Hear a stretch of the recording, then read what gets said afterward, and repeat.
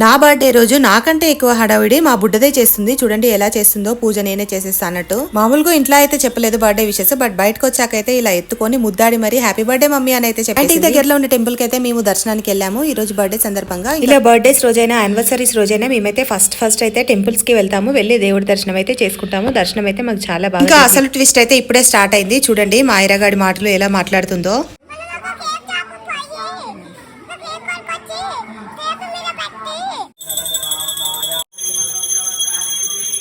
ఇదన్నమాట అసలు ట్విస్ట్. అందుకే నాకు ముద్దులు పెట్టి అన్నీ పెట్టి కాకా పెట్టి లాస్ట్కి అయితే కేక్ తీసుకోవడానికి అయితే బేకరీకి వెళ్తున్నాము.